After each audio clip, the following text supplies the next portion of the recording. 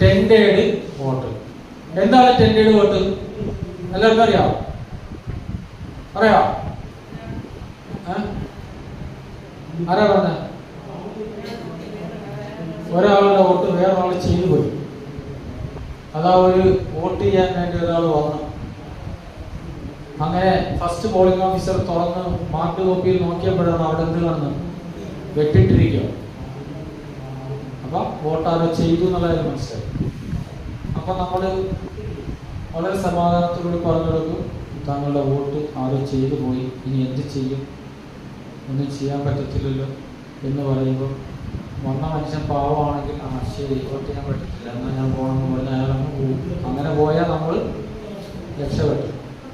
ഈ വന്നവൻ ഇത്തിരി വീരശൂര പരാക്രമിക്കാൻ പറ്റത്തില്ല, ഇന്ന് പരിഹാരം ഉണ്ടാക്കിയിട്ട് അടങ്ങത്തു. എനിക്കെന്ത് വോട്ട് ചെയ്ത് പറ്റത്തുള്ളൂ, നിങ്ങൾ എന്തോ നോക്കിക്കുക എന്നൊക്കെ പറഞ്ഞ് ചിലപ്പം നിങ്ങളുടെ പേഴ്സണലായിട്ടൊക്കെ ചോദിച്ചില്ല. അപ്പം പരിഹാരമുണ്ട്, അങ്ങനെ ഒരു സമാധാനം കൊടുക്കും. ആ സമാധാന വോട്ടിന്റെ പേരാണ് ടെൻഡേഡ് വോട്ട്. ആ സമാധാന വോട്ടിന് വേണ്ടി എന്ത് തരും? ടെൻഡേഡ് ബാലറ്റ് തരും. അങ്ങനെ ടെൻഡേഡ് ബാലറ്റ് 10 നമുക്ക് തന്നിട്ടുണ്ടാവും, 10 15. ഇങ്ങനെയുള്ള കേസിൽ അയാളെ ആശ്വസിപ്പിക്കാൻ വേണ്ടി ചെയ്യിക്കുന്ന ടെൻഡേഡ് ബാലറ്റിൽ പഴയ പോലെ ബാലറ്റ് പേപ്പറിൽ ആരോ ക്രോസ് മാർക്ക് ഒരെണ്ണം തരും, മഷി തരും, പാഡിൽ അത് പ്രസ് ചെയ്ത് വോട്ട് ചെയ്യണം. അപ്പൊ ഞാൻ നേരത്തെ പറഞ്ഞ തേർഡ് പോളിംഗ് ഓഫീസർ ഇങ്ങനെ അങ്ങോട്ടും ഇങ്ങോട്ടൊക്കെ നോക്കി ഒരാൾ വന്ന് അങ്ങോട്ടും ഇങ്ങോട്ടൊക്കെ പോകുന്നതൊക്കെ കണ്ടു. ഒരാൾ അങ്ങോട്ട് വോട്ട് ചെയ്യാൻ വേണ്ടി പോകുന്നതും കണ്ടു. ഉടൻ തന്നെ കൊടുത്തു. എന്ത് കൊടുത്ത്? ബാലറ്റ് ബട്ടൺ പുള്ളി അങ്ങ് അമർത്തി വെച്ച്, വേറെ കാര്യമൊന്നും നോക്കില്ല. അപ്പൊ ഈ വോട്ടർ കമ്പാർട്ട്മെന്റിൽ പോയിട്ട് കയ്യിലുള്ള പേപ്പറിൽ, ബാലറ്റ് പേപ്പറിൽ ഒരു അടി അടിച്ചു. ഇതേപോലെ ഞങ്ങളുടെ ക്ലാസ്സൊക്കെ കേൾക്കുന്ന ഒരു യുവാവായിരുന്നു. അവൻ എന്ത് ചെയ്യുന്നത്? ഇപ്പുറത്ത് നോക്കിയപ്പോൾ ബാലറ്റ് യൂണിറ്റിൽ റെഡി ആപ്പ് തെളിഞ്ഞിരിക്കുക. എന്നാൽ ഇവിടെ കിടക്കേണ്ട വോട്ട് ഒന്ന് ടെൻഡേഡിൽ ചെയ്ത്, പിന്നൊന്നാ വൈകുന്നേരം നമ്മൾ പോകാൻ നേരത്ത് വട്ടം കറങ്ങോ കണക്കൊപ്പിക്കണ്ടേ?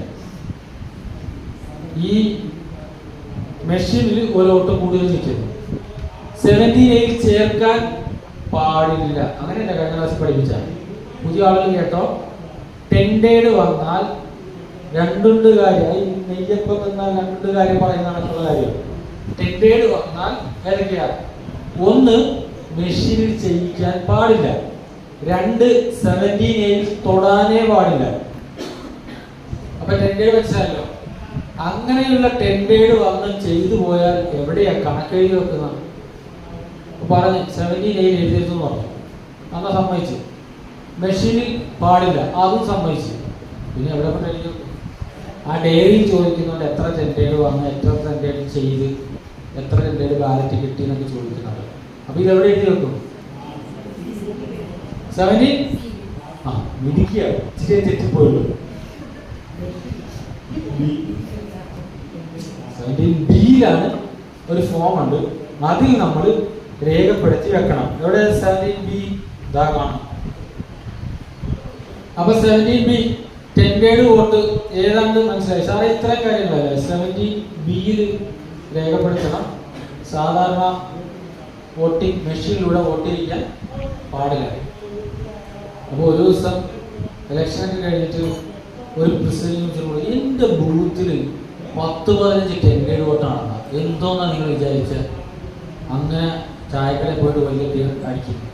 പിന്നീടാണ് അത് മുനിസിപ്പൽ പോലുള്ള തെരഞ്ഞെടുപ്പായിരുന്നു. അവസാനം 2 സ്ഥാനാർത്ഥികൾക്കും തുല്യ വോട്ടായി. വിഷയം കോടതിയിലായി, കേസായി, ഹൈക്കോടതിയിലൊക്കെ പോയി ഹൈക്കോടതി പറഞ്ഞ് ടെൻഡേഡ് വോട്ട് എണ്ണാൻ പറഞ്ഞു. അപ്പൊ 15 എണ്ണം ക്രെഡിറ്റ്. കൂടുതൽ 15 കള്ളവോട്ടുകൾ നടന്നിരിക്കുന്നു എന്നുള്ളതിന്റെ തെളിവ് അവിടെ വന്നു. ആരാ 15 കള്ളവോട്ടുകൾ ചെയ്തതെന്നുള്ളതിന്റെ തെളിവാണ് എന്ത് വരുന്നത്? അപ്പൊ നമ്മൾ ചുമ്മാ അങ്ങോട്ട് ടെൻഡേഡ് വോട്ട് വരുന്ന സാഹചര്യം വളരെ ഫസ്റ്റ് പോളിംഗ് ഓഫീസർ വളരെ ശ്രദ്ധയോടുകൂടി വിട്ടാലേ അത് തിരിച്ചറിയുക എന്നുള്ളതാണല്ലോ അതിനകത്ത് വരുന്നത്. വോട്ടറെ ഐഡന്റിഫൈ ചെയ്യുക എന്നുള്ളതാണ് അവിടെ സംഭവിക്കുന്നത്. അപ്പം നമ്മുടെ ബൂത്തിൽ അങ്ങനെ ഒരുപാട് ടെൻഡേഡ് വരാൻ ഇരിക്കാൻ ശ്രദ്ധിക്കുക, നമുക്ക് ശ്രദ്ധിക്കാനേ പറ്റത്തുള്ളല്ലോ. എന്താണ് ആ ബാലറ്റ് പേപ്പർ, അതിന് വേണ്ടി ഒരു കവർ തരും. ആ എൻവലപ്പിൽ ഇട്ടിട്ട് ഈ 70B എന്ന് പറഞ്ഞ ഫോമും ഇതുമായിട്ട് ആദ്യം പ്രിസൈഡിംഗ് ഓഫീസറുടെ കയ്യിൽ തരും. അത് നേരെ വൈകുന്നേരം കൊണ്ട് കൊടുക്കുക. നോർമൽ സാഹചര്യത്തിൽ ഇത് എണ്ണത്തില്ല. 10 വോട്ട് ഇയാളെ സമാധാനിപ്പിക്കാനാണെന്ന് പറഞ്ഞല്ലോ, എണ്ണത്തില്ല. ഇതുപോലെ മുനിസിപ്പൽ പോലുള്ള തെരഞ്ഞെടുപ്പുകളിലൊക്കെ ഇങ്ങനെ അതിൻ്റെ പേര് പറയുമല്ലോ, തുല്യമായിട്ട് വരിക, അല്ലെങ്കിൽ ഒരു വോട്ടിന് ജയിക്കുക. അപ്പോഴാണ് എതിർ സ്ഥാനാർത്ഥി കേസിന് വോട്ട് പറയും ഇന്ന സംഭവിച്ചിട്ടുണ്ട്. അപ്പോഴാണ് ഈ 10 ബാലറ്റൊക്കെ എണ്ണുന്ന സാഹചര്യം. അതുവരെ അങ്ങനെ ഇരിക്കും.